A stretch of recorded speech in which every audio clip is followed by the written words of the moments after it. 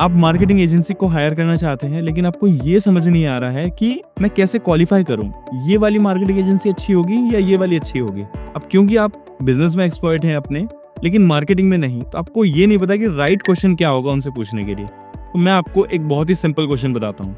आप उनसे पूछिए कि what will be my funnel, या फिर मेरे बायर की जर्नी कैसी होने वाली है। अब ये क्या होता है फनल, मैं आपको एक सिंपल एग्जांपल के थ्रू समझाता हूँ। इमेजिन करो आप अपनी नॉर्मल लाइफ जी रहे हैं और किसी ऐड के थ्रू या किसी के थ्रू आपको पता लगता है कि अगर आपकी टंग पे कोई सफेद पैच है तो आपके डाइजेस्टिव सिस्टम वीक है।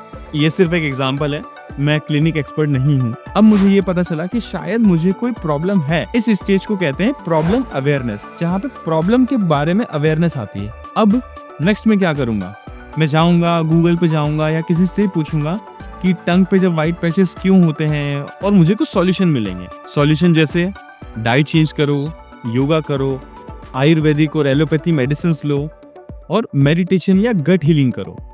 सो इस स्टेज को हम कहते हैं सॉल्यूशन अवेयरनेस। अब मुझे सॉल्यूशन के बारे में पता लग गया।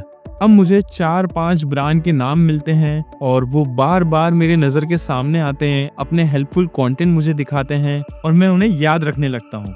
तो इसे कहते हैं ब्रांड अवेयरनेस, जहाँ पे मुझे ब्रांड का नाम पता है, ब्रांड क्या करती है ये पता है, उनका स्लोगन पता है, उनका लोगो में रिकॉग्नाइज करने लगा हूँ। इसे ब्रांड अवेयरनेस कहते हैं। फिर मुझे ये ब्रांड का प्रोडक्ट समझ आता है, मैं उसकी वेबसाइट विजिट करता हूँ, सोशल मीडिया पे उनको फॉलो करने लगता हूँ, शायद उनका कोई लीड मैग्नेट डाउनलोड कर लेता हूँ। इसे हम कहते हैं एंगेज्ड लीड।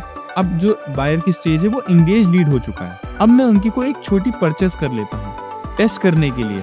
फिर अगर मुझे रिजल्ट मिलता है तो मैं बड़े ऑर्डर की तरफ जाऊंगा, और अगर मुझे वाव एक्सपीरियंस मिलता है तो मैं दूसरों को रिकमेंड करूंगा। तो एक हो गई हमारी परचेस स्टेज, और ये वाली हो गई हमारी एडवोकेसी स्टेज। एक अच्छी एजेंसी इस चीज को समझती है और इसके अराउंड अपनी स्ट्रेटेजी बनाती है, और सस्ती वाली सिर्फ एड चलाती है।